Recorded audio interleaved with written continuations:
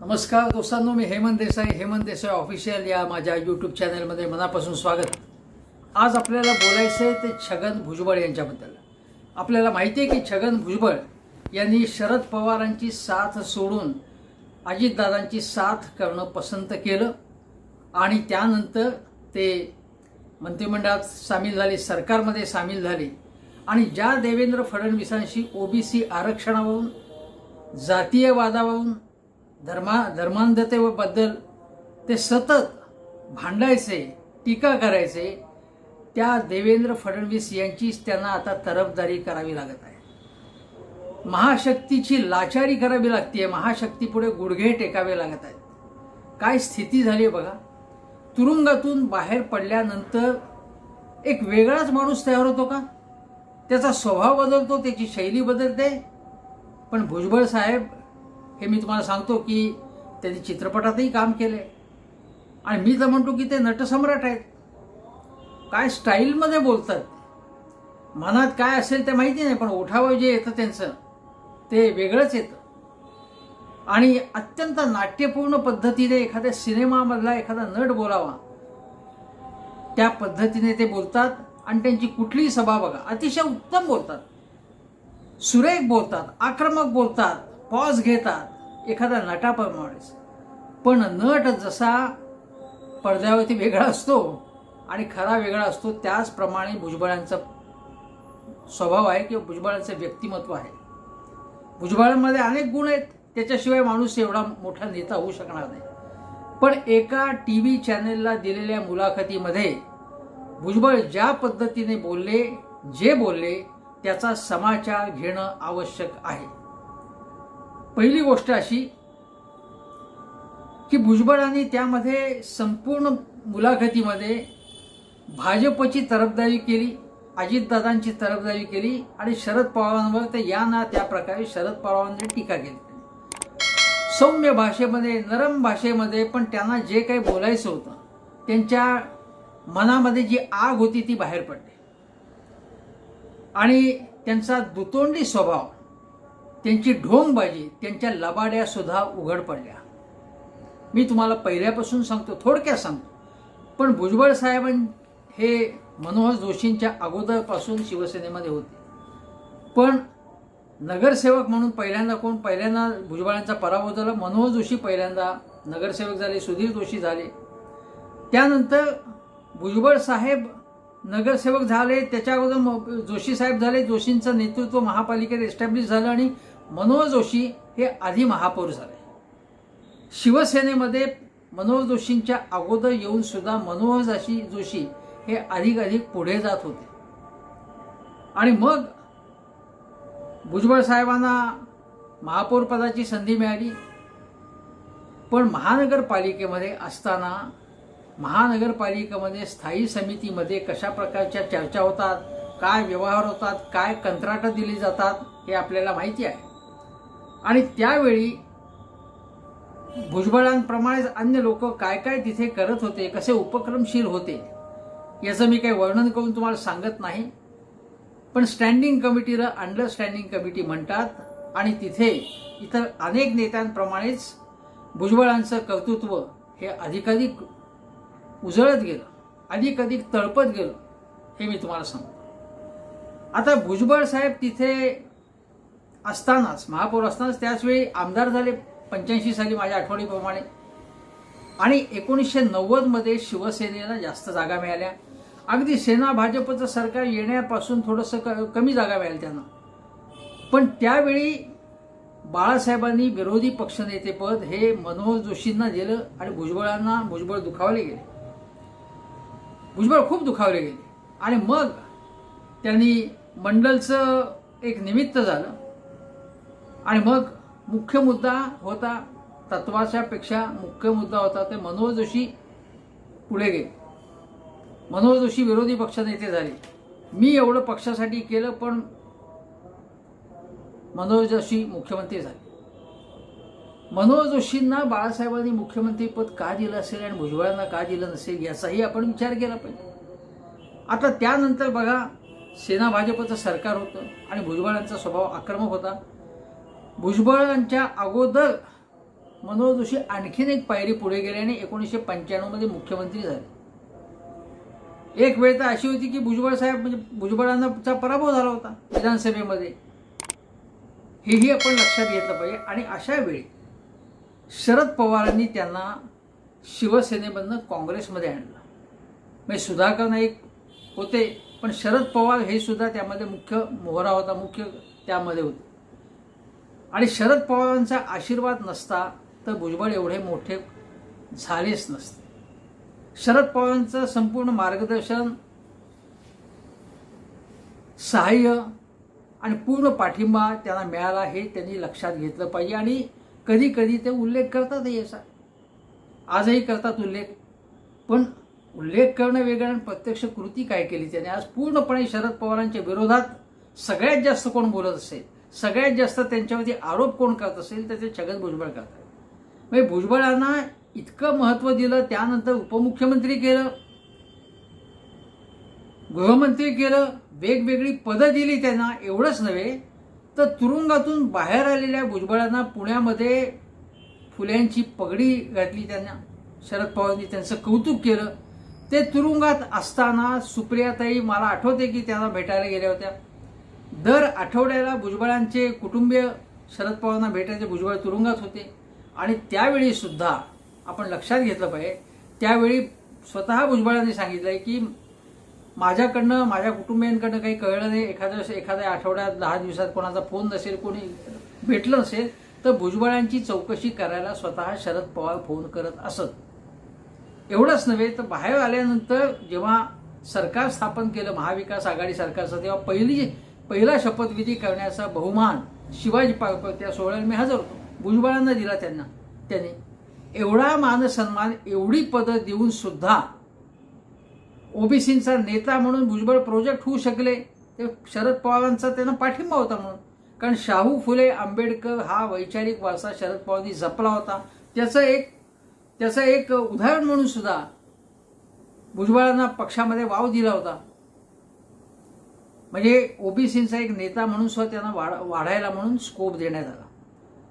मंडलची अंमलबजावणी महाराष्ट्रात झाली, महिला धोरणाची अंमलबजावणी झाली, हे सगळं भुजबळांनी पूर्वी उल्लेख केलेला आहेच.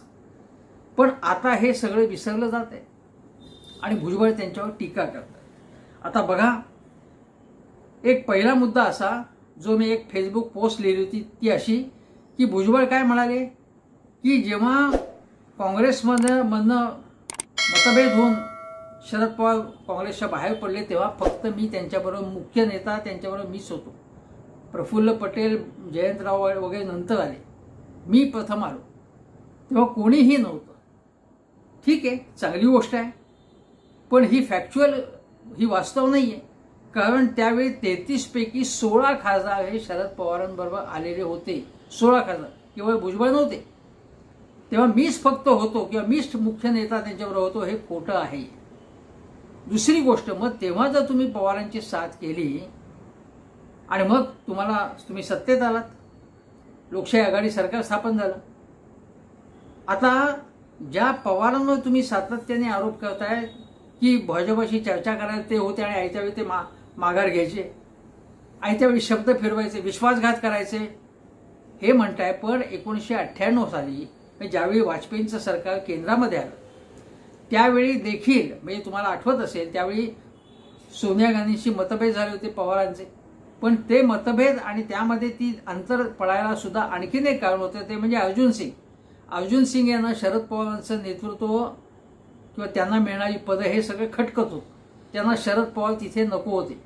त्यामुळे शरद पवार आणि सोनिया गांधी यांच्यात अंतर पडण्यासाठी अर्जुन सिंग हे कारणीभूत होते. शरद पवारांनी स्वतःचा पक्ष स्थापन केल्यानंतर सुद्धा ते असं म्हणाले की तो वाद जो असेल तो असेल, विदेशी भाऊ किंवा हा जो वाद जो असेल तो असेल, पण महाराष्ट्रामध्ये सरकार स्थापन करण्यासाठी म्हणून जर बहुमतासाठी संख्या कमी पडत असेल तरी सुद्धा शिवसेना भाजपकडनं त्यांना प्रस्ताव आलेला होता की आपण सरकार स्थापन करू म्हणून, तुम्ही काँग्रेसला बाजूला करा म्हणून. त्यावेळी देखील शरद पवारांनी त्याला नकार दिलेला होता. शरद पवारांनी आपली विचारसरणी, आयडिओलॉजी सोडली नव्हती तेव्हा, हे लक्षात घ्या. भुजबळ पवारांनी हे स्पष्टपणे सांगितलं. विलासरावांचा फोन आला होता त्या विलासरावांना तो जो प्रस्ताव होता त्या विलासरावांना पवारसाहेब म्हणाले की वर तुम्ही वरिष्ठांना विचारा की त्यांना चालेल का, नाही आम्हाला चालेलच आहे ते. म्हणून पवारांनी सकारात्मक प्रतिसाद दिलेलाच होता, त्यांना हवंच होतं ते. नाही तर तेव्हा झालं असतं सरकार, पण तेव्हा गेले का, ते गेले नाहीत, हे लक्षात घ्या तुम्ही. आणि मग बघा, मग अनेक गोष्टी सांगण्यासारख्या आहेत की त्यांनी एक लक्षात घ्या तुम्ही की भुजबळ काय म्हणाले की 2014मध्ये 2017मध्ये 2019मध्ये अनेकदा भाजपशी चर्चा झाली. म्हणजे 2014मध्ये सुद्धा चारही पक्षांनी स्वतंत्रपणे निवडणुका लढवल्या. त्याला म्हणजे ते एक प्रकारे भाजपनी सांगितल्यामुळे लढवण्यात आले असा आरोप किंवा असा गौप्यस्फोट हा भुजबळांनी केला. आणि मग राष्ट्रवादींनी पाठिंबा दिला होता भाजपला. आणि त्यावेळी अशी भूमिका घेतली होती की सरकार स्थिर, म्हणजे महाराष्ट्रात स्थैर्य असलं पाहिजे, कारण पुन्हा निवडणुका कशा घ्यायच्या लगेच, अशी भूमिका घेतली. पण पवारांनी मग सांगितलं की शिवसेना आणि भाजप यांच्यात अंतर निर्माण व्हावं ही आमची स्ट्रॅटेजी होती आणि ती आमची यशस्वी झाली असं ते म्हणाले. पुढे शिवसेना सरकारमध्ये सामील झालं. पण त्यानंतर सुद्धा 17 साली सुद्धा चर्चा झाली होती अशी शेलासो असं म्हणाले होते. 17 साली झाली, त्यानंतर 19 साली झाली, आणि मग केव्हा झाली ही आत्ता, म्हणजे शिंदे सरकार, शिंद्यांनी बंड करण्याच्या अगोदर सुद्धा, म्हणजे जेव्हा मविया सरकार पाडण्यात आलं त्याच्या अगोदर आणि त्याच्यानंतर सुद्धा सातत्याने ही चर्चा 7-8 वेळा चर्चा झाली असं ते म्हणाले भुजबळ साहेब. आता हे लक्षात घेतलं पाहिजे आपण की या प्रत्येक वेळी नेमकं काय झालं हे भुजबळ सांगतायत आज. पण मी तुम्हाला आठवण करून देतो की 2014 पासून, आणि अजितदादा गटातल्या एका नेत्याला सुद्धा मी अलीकडे त्याने एक पोस्ट लिहिली, तेव्हा मी त्यांना सांगितलं की किती कसरत करताय, किती अजितदादांची तुम्ही बाजू घेताय. ज्या अजितदादांच्या सकट, अजितदादा जेव्हा पवारांबरोबर होते तेव्हा तुम्ही काय म्हणत होतात, तेव्हा तुम्ही म्हणत होतात भाजप कसा वाईट पक्ष आहे, भाजपत हुकुमशाही कशी, लोकशाहीची वाट कशी लावली भाजपने. आता तेच तुम्ही भाजपची पालखी उचलताय आणि अजितदादांनी तिकडे गेल्यानंतर हा काय प्रकार आहे. तेव्हा ते म्हणाले की आम्हाला कसरत करावी लागते. त्यांनी मला उत्तर दिलं, होय तुम्ही म्हणताय ते बरोबर आहे. इतके वर्ष, 9 वर्ष आमच्याशी वेगवेगळ्या चॅनेल्सवरनं प्रत्यक्ष परिसंवादांमध्ये जे भांडणारे लोक होते ते काय म्हणत होते की राष्ट्रवादींनी कधीही भाजपशी समझोता केलाच नाही, समझोता करण्याचा प्रयत्नही केला नाही असं म्हणत होते. टेलिव्हिजन चॅनेलचे जुने व्हिडिओ बघा तुम्ही, जे म्हणत होते तेच लोक आणि तेच नेते, म्हणजे भुजबळ असतील, दादा असतील, हे सगळे नेते तुम्ही पत्रकार परिषदा जुन्या काढून बघा. तेव्हा जे पत्रकार विचारतो, अरे तुमचं आतून काही चाललंय का संगनमत, तुमच्या संघर्ष यात्रेला, ज्या फडणवीस सरकारच्या विरोधात काढलेल्या संघर्ष यात्रेला प्रतिसाद का मिळत नाहीये, तुम्ही विधानसभेमध्ये, विधान परिषदेमध्ये जोरदार विरोध का करत नाही आहात. तेव्हा ते काय म्हणत होते की हे सगळं तुम्ही म्हणताय ते खोटे, आम्ही जोरदार विरोध करतोय फडणवीस सरकारचा, भाजपचा. आता काय म्हणतात ते, आता असं म्हणतात की आमची तेव्हापासून जर चर्चा चालू झाली होती तर याचा अर्थ असा की शरद पवार कधी आता अलीकडच्या काळात काही विधानसभेत नाहीत, विधान परिषदेत नाहीयेत. मग हे लोक आतून भाजपला तेव्हापासूनच मिळाले असतील, पण शरद पवारांनी तयारी का दर्शवली नाही. तर त्याचं कारण असं आहे की शरद पवारांना जायचंच नव्हतं तिकडे. आणि शरद पवार, कोणी जर खालचे लोक जे सगळे नेते मंडळी म्हणत असतील की आपण चर्चा करू, करा चर्चा म्हणत होते ते. आणि त्याचं दुसरंही एक कारण असू शकतं, लॉजिकली विचार करा की 2014 पासून, त्याच्या आधीपासूनच 13 पासून 12 पासून सिंचन घोटाळा, बँक घोटाळा, म्हणजे राज्य सरकारी बँक घोटाळा, असे अनेक आरोप केले जात होते. पृथ्वीराज चव्हाणांनी सुद्धा राज्य सरकारी बँकेवर प्रशासक नेमला होता. आणि त्यामुळे हे सगळे बॅकफूटवर गेले होते. सुनील तटकरे असतील, प्रफुल्ल पटेलांच्या वरती तर UPA सरकारमध्ये नागरी हवाई वाहतूक मंत्री असताना स्कॅमचा आरोप झाला होता, अनेक आरोप झाले होते. मग त्यांच्या चौकशा वगैरे सुरू झाल्या. छगन भुजबळ तर पुढे तुरुंगात गेले. तेव्हा यांच्यावर सगळ्यांवरती आरोप होत होते. त्यामुळे ते विरोधी पक्षात असताना सुद्धा बचावात्मक पद्धतीनेच बोलत होते, हे आपण लक्षात घ्या. ते तशाच पद्धतीने बोलत होते. पण शरद पवार मात्र फडणवीसांवरती, मोदींवरती सातत्याने आरोप करत होते, सातत्याने बोलत होते. ही हुकुमशाही राजवट आहे, एकाधिकारशाही आहे, लोकशाही सगळ्या संस्था खलास केलेल्या आहेत, हे शरद पवार बोलत होते. तुमची भाषा पहिल्यापासून जर बघितली गेल्या आता बॅक म्हणजे आपण जर सीमावलोकन केलं, फ्लॅशबॅकमध्ये गेलो तर हे पटेल असतील, अजितदादा असतील, भुजबळ असतील, भुजबळ तर तुरुंगातून आल्यावरती एकदम मलूल झाले, एकदम वयस्कर भासायला लागले, एकदम काय म्हणतात मुळमुळीत बोलायला लागले. त्यानंतर ते कितीही दावा करत असले तरी ते बदलले. आणि हे सगळे जे धनंजय मुंडे असेल, धनंजय मुंडे तर फडणवीसांशी दोस्ताना होता त्यांचा, तो कशासाठी होता, कशा पद्धतीचा हे लोकांना माहिती आहे सगळं.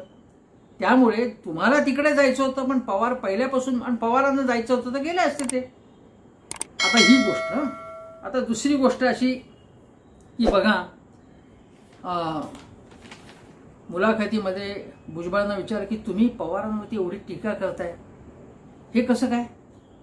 ज्यांच्याबद्दल तुम्ही म्हणत होतात की त्यांच्याबद्दल त्यांनी मला उभं केलं, काय काय केलं, त्यांनी कशी मदत केली, हे सगळं जे तुम्ही सांगता आहे, आणि साहेब तुम्ही अध्यक्षपद सोडू नका, सगळ्या देशाची ही भावना आहे, राष्ट्राची भावना आहे, महाराष्ट्राची भावना आहे की तुम्ही अध्यक्षपद सोडता कामा नये, तुमच्याशिवाय काय आहे, तुम्हीच मला उभं केलंय.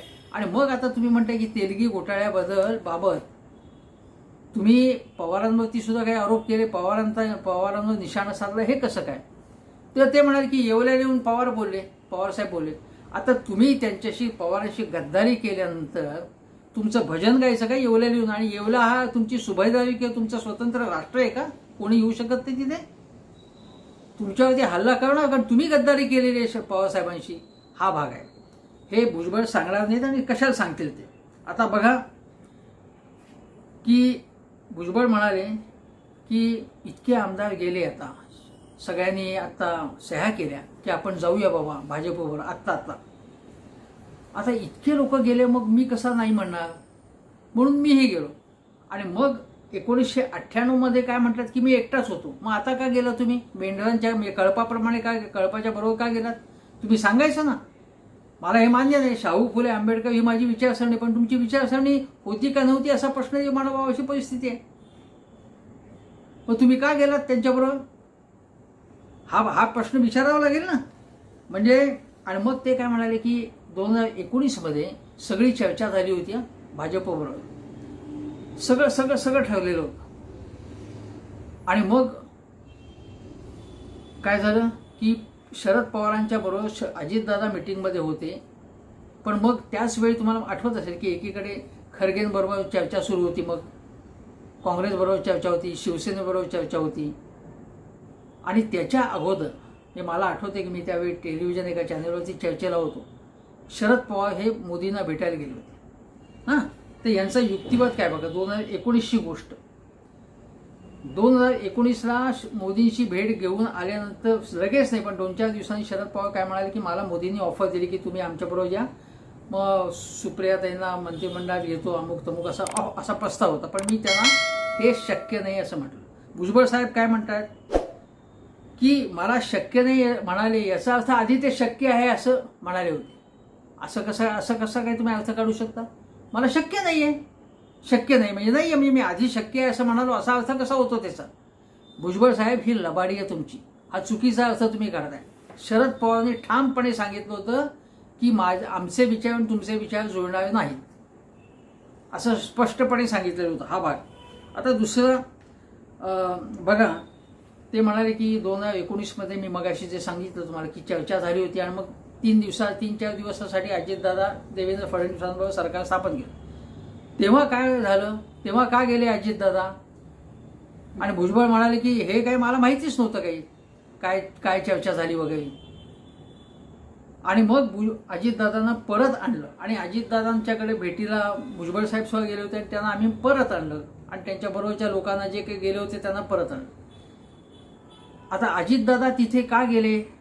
पवारांशी गद्दारी करून. तर बघा, हे लक्षात घ्या तुम्ही, पवारांशी गद्दारी करून अजितदादा गेले.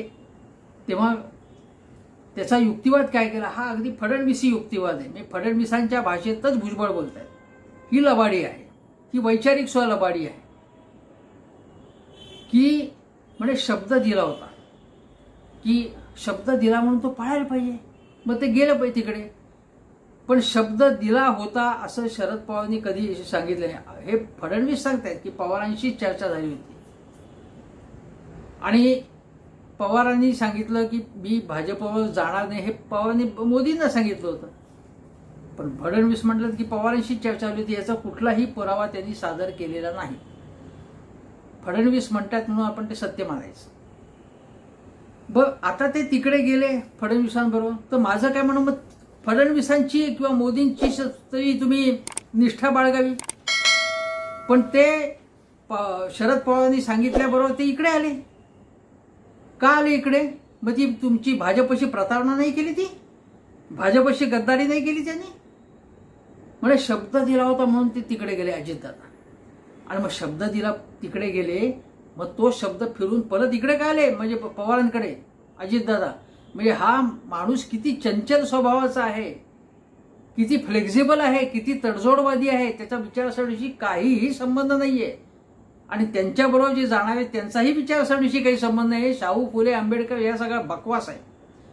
ज्या भाजपचे जन आक्रोश मोर्चे निघतात, लव जिहादसारखे मुद्दे काढता तुम्ही, उघड तुम्ही धर्मांध राजकारण करता, जाती जातीत भांडणं लावता, त्यांच्याबरोबर जातात आणि भुजबळ म्हणतात शाहू फुले आंबेडकर, काय संबंध? हे सगळं थोतांड, हे लक्षात घेतलं पाहिजे. आता दुसरी गोष्ट की बघा, मग त्यांना विचारण्यात आलं की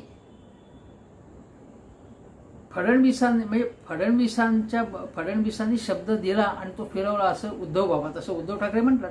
मला मुख्यमंत्रीपद ऑफर केलं, म्हणजे ठरलं होतं आमचं, पण ते असं ठरलंच नाही असं म्हणतात भाजपवाले.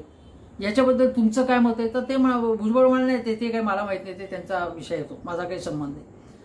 तुम्ही जर विचारसरणीवरती जर तुमचं विचारसरणी हा मुद्दा महत्त्वाचा तुम्ही म्हणता, शब्दाला पक्की असणं ही गोष्ट महत्त्वाची मानता तुम्ही, तर मग याच्यावरती बोलायला पाहिजे, तुम्ही भूमिका घ्यायला पाहिजे ती तुम्ही.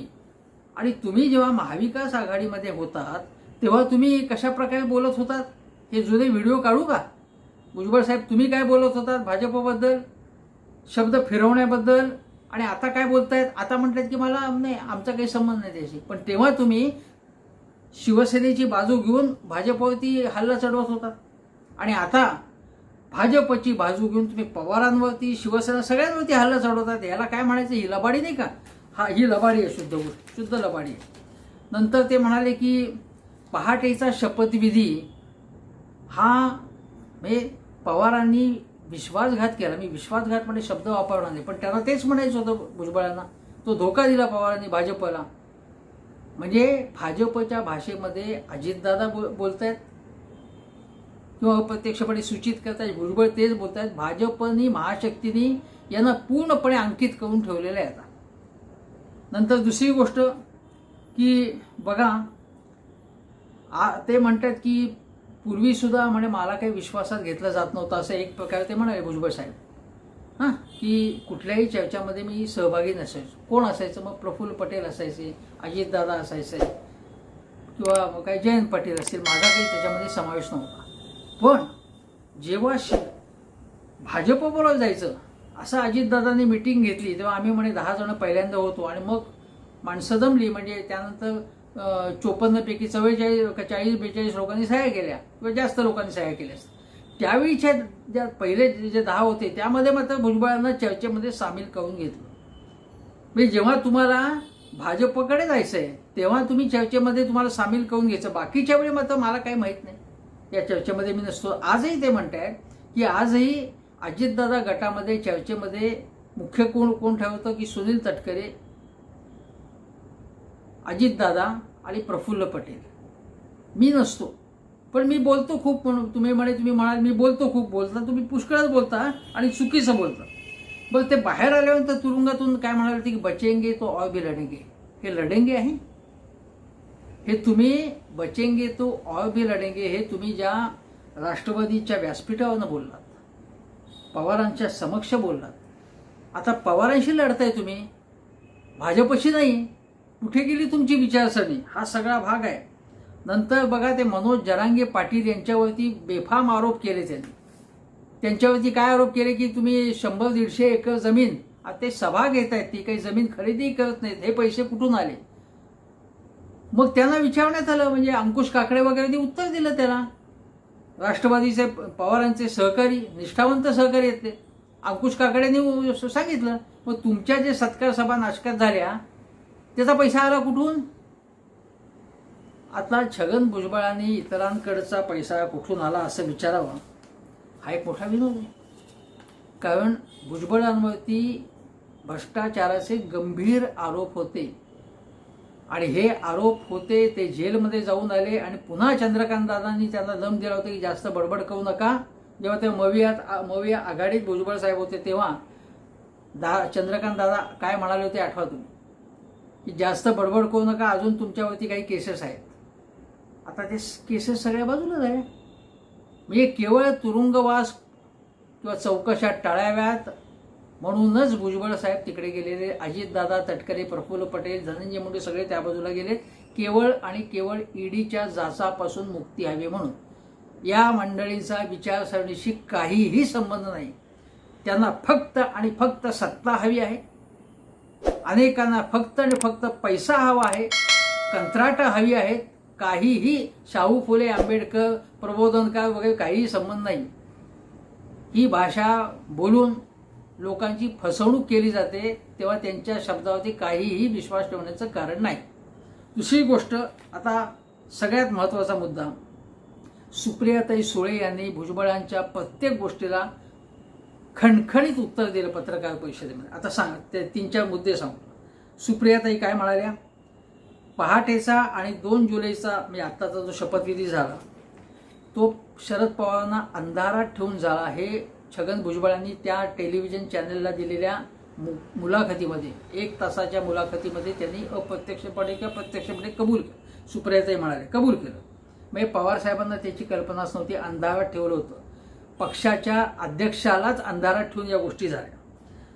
नंतर मग काय झालं की चर्चा झाली पण निर्णय झाला नाही, म्हणजे पवारांनी विचारधारेला सोडले नाही, सातत्य ठेवले, हेच तुम्ही मान्य करताय. सुप्रियाताई म्हणाल्या. भुजबळ काय म्हणाले? आमच्या चर्चा झाल्या पण निर्णय झाला नाही. याचा अर्थच पवारांनी सांगितलं होतं की चर्चा करायची असेल तर पवार साहेब नेहमीच सांगतात कोणाशी चर्चा करा, ओपन आहे तुम्ही, करायची असेल तर चर्चा करा तुम्ही. आणि मग ते असं म्हणाले की ज्यांना जायचं त्यांनी जावं, मी जाणार नाही, मी एकटा राहिलो तरी मी जाणार नाही, असं ते म्हणाले. आणि हे संजय राऊतांजवळ बोलले होते, सामनामध्ये आलेले ते. एकीकडे सुप्रियाताई म्हणाले, एकीकडे एनसीपीला करप्ट, नॅचरली करप्ट पार्टी म्हणायचं, म्हणजे मोदींपासून विनोद तावडे, फडणवीस काय म्हणत होते, आणि बॅक चॅनेलवरती ही चर्चा करायची. मग जर तुम्ही ही एनसीपी ही भ्रष्ट पक्ष जो आहे तर चर्चा कशाला करता? हा प्रश्न भुजबळ किंवा दादांनी त्यांना विचारायला पाहिजे होतं चर्चा करताना, भाजपवर जाताना, पण ते विचारणार नाहीत, कारण तुरुंगात जायची भीती. आता मुळात जर भ्रष्ट किंवा मला जर कोणी चोर म्हटलं तर मी त्याच्याबरोबर चर्चेला कशाला बसेन? भ्रष्ट म्हणून तुम्हाला भ्रष्ट आहात, तुम्ही पैसे खाऊ पक्ष आहात असं जर जे म्हणताय, तर हे नेते बसले कशाला चर्चेला त्यांच्याबरोबर? शरद पवार बसले नाहीत, आणि शरद पवार बसले असल्याचा ठोस पुरावा काही दाखवण्यात आला नाही. आणि माझ्या मते या मंडळींच्या वरचे एकूण यांचे उद्योग बघता आणि एकूण देशामध्ये केंद्राची सत्ता आहे, तेव्हा राजकारणात कधी कधी बचावात्मक पवित्रा घ्यावा लागतो. शरद पवारांनी आपल्या या सगळ्या उपद्व्यापी सहकार्यांना हात लावला जाऊ नये म्हणून, म्हणजे जर त्यांनी चर्चाच केली नसती तर कदाचित असं तेव्हाच त्यांच्यावर कारवाई झाली असती. चर्चा झुलवत ठेवायचं अशी स्ट्रॅटेजी असेल, म्हणजे तुरुंगवास त्यांचा नाही तर 14 पासूनच सुरू झाला असता, तो टळला. हे लक्षात घेतलं पाहिजे. म्हणून सुद्धा शरद पवारांनी ही स्ट्रॅटेजी म्हणून चर्चेमध्ये झुलवत ठेवलं असू शकतं, म्हणजे या लोकांच्या काळजीपोटी किंवा त्या सहकाऱ्यांसाठी त्यांनी हे केलं असेल तर मला माहिती नाही, मी अंदाज व्यक्त करतो. नंतर सुप्रियाताई म्हणाल्या की आरोप खोटे होते तर मग एनसीपीची प्रथम माफी मागा. माफी मागितली का अजितदादा, भुजबळ साहेब आणि या सगळ्यांना, प्रफुल्ल पटेलांना घेण्यापूर्वी माफी मागितली भाजपने माफी मागितलेली नाही. न खाएंगे और सबको खाणे देंगे असं ते म्हणा, असं सुप्रियाताई म्हणाल्या. म्हणजे नाही तर हा दुतोंडीपणा आहे असं त्या म्हणाल्या. सुप्रियाताईंनी खणखणीतपणे वाजवलेलं आहे आणि भुजबळांच्या प्रत्येक गोष्टीला अत्यंत समर्पक असं उत्तर दिलेलं आहे, अत्यंत शांतपणे. नंतर ते म्हणाले की पवारांना राजीनामा द्यायचा, सुप्रियाताई काय म्हणाले, अध्यक्षपदाचा राजीनामा दिला ना तर पवारांना द्यायचा नव्हता, ते दुखावले गेले होते. कारण या मंडळींनी परस्पर सुद्धा चर्चा चालू ठेवली होती भाजपशी, त्यांना भाजपच्या बरोबर जायचं नव्हतं आणि नाही, पण यांनी चर्चा सुरू ठेवली होती भाजपशी, कारण यांना जायचंच होतं तिकडे. त्यामुळे दुखावून त्यांनी राजीनामा दिला. तेव्हा तुम्हाला जबाबदारी घ्यावी लागेल. आता या संदर्भात पवारांवरती हुकुमशहा वगैरे सुद्धा आरोप झाले, म्हणजे शरद पवारांवरती. सुप्रियाताई काय म्हणाल्या, त्या हुकुमशहा ते असते तर राजीनामा दिला स्वतः, कशाला राजीनामा दिला असं शरद पवारांनी? अधिकृतपणे कोणी मागणी केली होती राजीनामा, स्वतःहून दिला राजीनामा. त्यानंतर राजीनामा मागे घेण्याबाबत जेव्हा सगळ्यांनी, संपूर्ण लोक रस्त्यावरती आणि राष्ट्रवादी कार्यकर्ते म्हणाले की नाही नाही असं नाही चालणार, जयंत पाटलांपासून सगळ्यांच्या डोळ्यात पाणी आलं. सगळ्यांनी सांगितलं की राजीनामा मागे घ्या आणि स्वतः भुजबळांनी त्या ठिकाणी सांगितलं कमिटी वगैरे काही नको, तुम्हीच पुन्हा अध्यक्ष व्हा, काही कमिटी वगैरे नको. तेव्हा टाळ्यांचा कडकडाट झाला, म्हणजे सगळ्यांचं त्याला समर्थन होतं. असंही म्हणजे बघा भुजबळ तेव्हा काय म्हणत होते. आणि मग हे सुप्रियाताईंनी सांगितलं की त्यांना ते दुखावले गेल्यामुळे शरद पवार राजीनामा त्यांनी दिला होता. आणि मग शरद पवारांनी कमिटी नेमली की बाबा मी राजीनामा द्यावा की देऊ नये याबाबत निर्णय घेण्यासाठी. मग ते हुकुमशहा असते तर कमिटी कशाला नेमली असती, हा सुप्रियाताईंनी अत्यंत अचूक प्रश्न विचारलेला आहे. मी भुजबळांच्या सारख्यांचं तोंड गप्प करण्यासाठी हा युक्तिवाद योग्य आहे. नंतर ते हे बघा, चारदा म्हणाले जेव्हा साहेबांना भेटलो तेव्हा मी येणार नाही, तुम्ही जाऊ शकता, असं शरद पवारांनी सांगितलं. आणि शरद पवारांना जर जायचं असतं 4 वेळा, एवढी समजा तुम्ही म्हटलं 7-8 वेळा चर्चा झाली, जायचं असतं तर शरद पवार तेव्हाच गेले असतं ना भाजपबरोबर. मोदींना म्हणाले असते मी येतो, पण याचा अर्थ ते त्यांच्या भूमिकेपाशी खंबीर आहेत असं आपण म्हटलं पाहिजे ना. नंतर सुप्रियाताई म्हणाले की हे खरं आहे की मला अध्यक्ष करणार होते, पण माझ्या नेतृत्वाखाली जर असा ठराव या सगळ्या मंडळींच्या दबावापोटी करावा लागला असता की भाजपवर जायचं, तर मला ते चाललं नसतं. कारण त्या म्हणाल्या मी शाहू फुले आंबेडकर, यशवंतराव चव्हाण यांच्या विचारसरणीशी प्रामाणिक राहणारी आहे, कारण माझ्या आईवडिलांनी हे संस्कार माझ्यावरती केलेत, वैचारिक संस्कार, आणि आयडिओलॉजीशी मी किंवा माझे वडील तडजोड करणार नाही. आणि आम्ही तिकडे जाण्यामुळे सत्ता मिळाली असती, सुप्रियाताई केंद्रात मंत्री झाले असत्या, कारण ते अत्यंत कॉम्पिटंट आहेत. आजही त्यांच्यावरती वाटेल ते कोणीही कशाही प्रकारे टीका केली तरी ते अत्यंत शांतपणे त्याचं उत्तर देत असतात, हे आपण लक्षात घेतलं पाहिजे. नंतर त्या म्हणाल्या की भुजबळ थोडक्यामध्ये सगळं विसंगतच बोलत होते, जे काय बोलत होते ते. आणि एकीकडे सत्ता आणि दुसरीकडे संघर्ष, तर मी संघर्षाची वाट मी म्हणजे त्यांनी जयंत पटेल असतील किंवा बाकी सगळे तरुण सहकारी आहेत त्यांनी, आणि भुजबळ संपूर्ण याच्यामध्ये विसंगत बोलत होते. हे सगळं मी तुम्हाला सांगितल्यानंतर मी आता माझी भूमिका सांगितली, सुप्रिया त्यांची भूमिका सांगितली. आता या व्हिडिओचा शेवट करताना सांगतो मी तुम्हाला की शरद पवार यांची विश्वासार्हता नष्ट करणं, त्यांच्यावरती चिखलफेक करणं, त्यांचं नाव खराब करणं, हे केल्याशिवाय आपल्याला महाराष्ट्रामध्ये जनाधार वाढवता येणार नाही. आणि म्हणूनच शरद पवारांची बदनामी करणं हे सगळं चालू आहे. आणि हे जे आज भुजबळांची मुलाखत आहे, याच्यापुढे उद्या तटकरे मुलाखत देतील, उद्या दादा बोलतील, हे सगळेजण शरद पवारांची बदनामी करण्याचं काम करणार. आणि शरद पवारांची विश्वासार्हता, की शरद पवार कसे शब्दाला पक्के नाहीत, कसे खोटे बोलतात, कसे ढोंगी आहेत, हे दाखवण्याचा प्रयत्न करणार. पण शरद पवारांनी आपल्या आयडिओलॉजीमध्ये सातत्य ठेवलेलं आहे. ते भक्कमपणे इंडिया आघाडीबरोबरच राहिले आहेत. सुप्रियाताई राहिलेले आहेत, जयंत पाटील राहिलेले आहेत, अनिल देशमुख राहिले. तुरुंगात जाऊन आल्यानंतर सुद्धा अनिल देशमुख लगेच भाषा बदलली नाही. त्यांच्यावर दबाव नव्हता किंवा त्यांना नसेल अशी ऑफर आली की तुम्ही आमच्याकडे या म्हणून, पण ते गेलेले नाही. ते लक्षात ठेवा. संजय राऊतांनी सुद्धा टोपी फिरवलेली नाही. कुठे ही मंडळी समोर काहीही आशा असल्याचं ठामपणे सांगता यावं अशी स्थिती नाहीये. समोर सत्ता नाही, समोर महाशक्ती आहे. इथे पैसा नाही, इथे साधन सामुग्री नाही. मोजके कार्यकर्ते आणि साधन सामुग्री नशी शरद पवार, तिकडे उद्धव ठाकरे, संजय राऊत असतील, इकडे जयंत पाटील असतील, सुप्रियाताई असतील, ते लढता आहेत. आणि म्हणून ते कुठल्या तरी एका तत्वासाठी देशातली लोकशाही धोक्यात आलेली आहे म्हणून लढतायत या महाशक्तीशी.